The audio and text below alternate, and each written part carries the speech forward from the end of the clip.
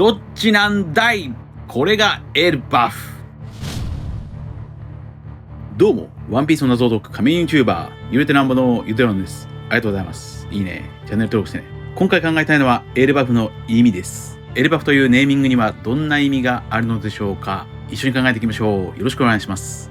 エルバフ、それは遡ること26年前、116話で登場した単語です。そこではエルバフとは巨人の島であり、戦士の国であると語られましたが、このエルバフという単語は一体どんな意味があるのでしょうか。エルバフの綴りは長年エルバフだろうと考えられ、エルバフをひっくり返すとファーブル、寓話となることからエルバフに憧れるウソップとも合わさって、それはイソップ寓話を表している単語だと長年考察されてきました。しかしエルバフの綴りはエルバフではなくエルバフでした。これは一体どういうことでしょうか。エルバフとはどんな意味を表しているというのか。それを考えるために、例えばエルバフをエルとバフに分けて考えてみましょう。するとエルバフのエルとはヘブライ語で神という意味です。ゴッドエネルも神の裁きエルトールという雷技を使っていました。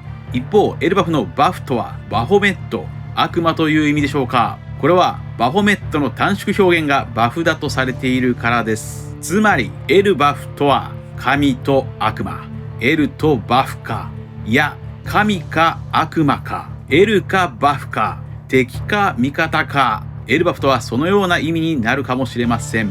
ドリーとブロギーが描かれた633話のタイトルが敵か味方かです。神か悪魔か敵か味方か、エルバフはどちらかがわからない。これはエルバフで信仰されている太陽の神ニカに通じる概念です。太陽の神ニカとは解放の神か破壊の神か、どちらかがわからない。真っ二つにその解釈が割れており、喧嘩をしていました。太陽の神ニカとはエルかバフか神か悪魔か、エルバフ。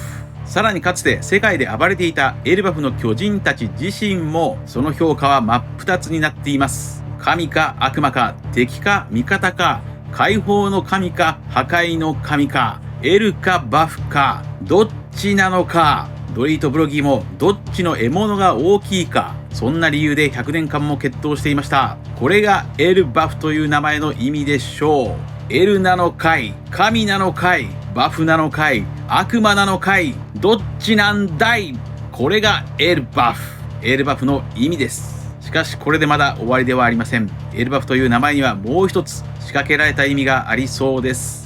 エルバフの意味とは白い夜明けという意味もありそうです。エルバフの綴りに内包されているエルバという単語はスペイン語やイタリア語で夜明けや日の出、始まりという意味を持つ言葉なのです。エルバとは始まり、始まりといえば始まりの人アダムでしょう。エルバフとはイコール宝珠アダムがある島ですから、始まりの人アダムと始まりという意味のエルバはつながります。さらにエルバフとオーランド王国とは太陽を待つ国であると語られていますから、エルバの意味である夜明けは太陽ともつながるわけです。そんな夜明けという意味のエルバの語源はラテン語のエルバスだそうです。このラテン語のエルバスとは白いという意味なのです。故にエルバフとは白む夜明けの島だと言える。確かに白い姿。ここで一旦考えをまとめましょう。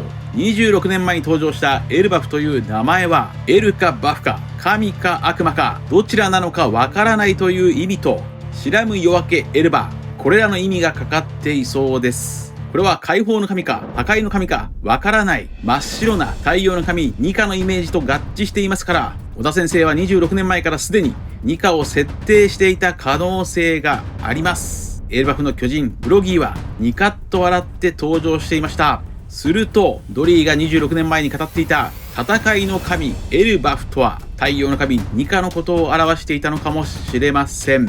そんなバカな26年前から太陽の神ニカを設定しているわけがない。通常ならそのように考えるかもしれませんが、これを裏付けるキャラクターがリトルガーデン編にはいます。それはもう何度も考えた真っ白な老人間ミスター3、3イコール3、真っ白い太陽の神ニカを想起させるキャラクターがミスター3です。リトルガーデン編で巨人たちを欺いていたのは真っ白なドルドルの実のミスター3と、そして絵や落書きを使って攻撃してきたミスゴールデンウィークです。絵や落書きで攻撃するミスゴールデンウィーク。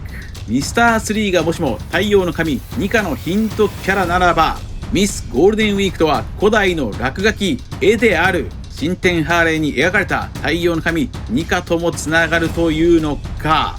そんなわけはないと考えるのが普通ですが、いや、あり得る。ミスゴールデンウィークの本名はマリアンヌと言います。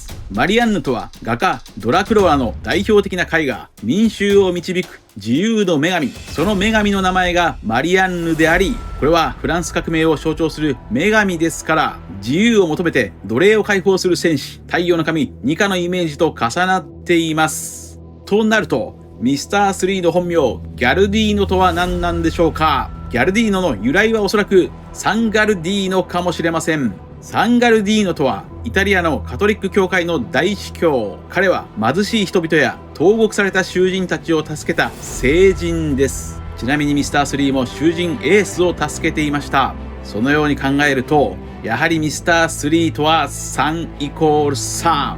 いや、ミスター3とはミスター3、ミスった3、ミスった太陽。そんなダジャレで読み解けるかもしれません。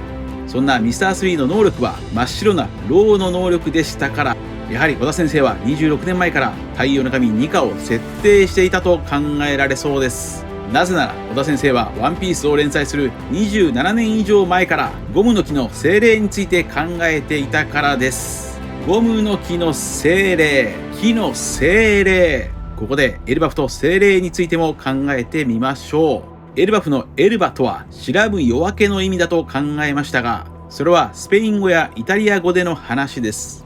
エルバフのモチーフは北欧ですから、北欧の言葉でもエルバについて考えてみましょう。北欧でエルバとはエルバ、妖精という意味です。この妖精エルバとはいわゆるエルフのことを表します。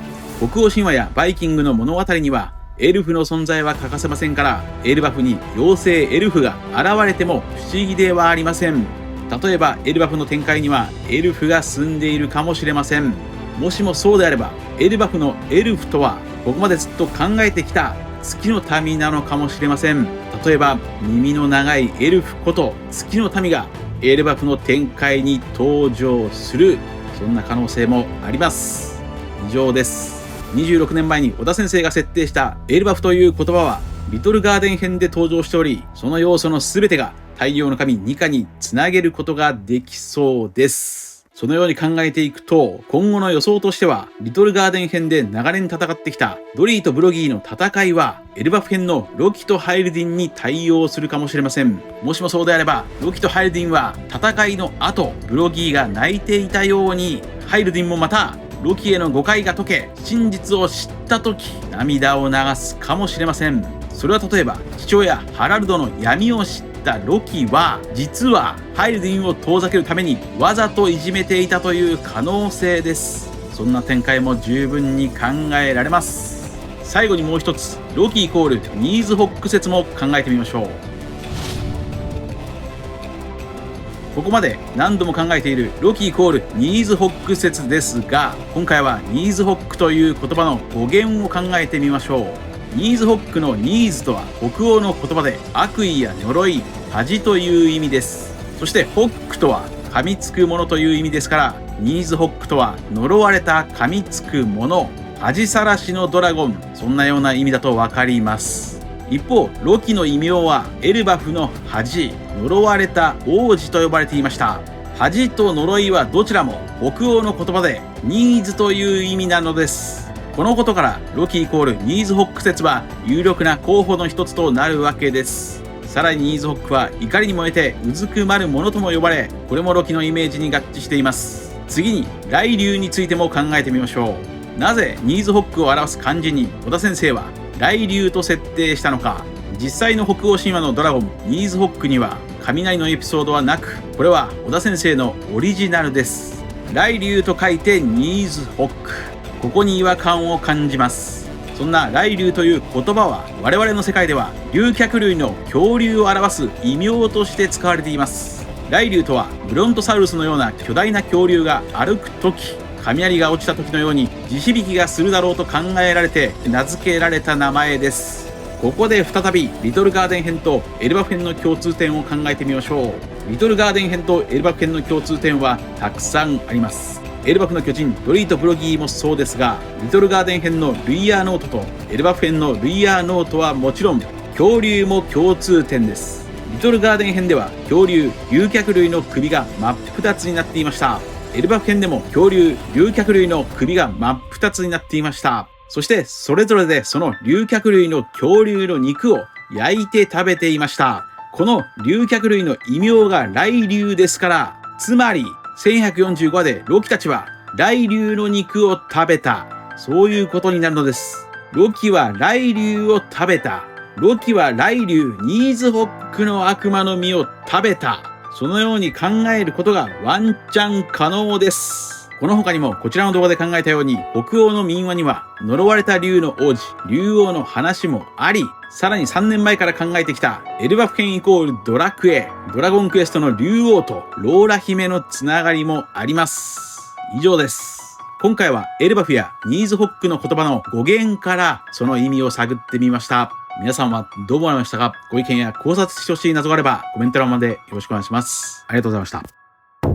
謎を解く鍵は表裏対語呂合わせ、最強は数の理論に滑り倒すダジャレと落ちな歌。チャンネル登録やコメントよろしくお願いします。夢を釈迦じゃないよ、釈迦より先だよ。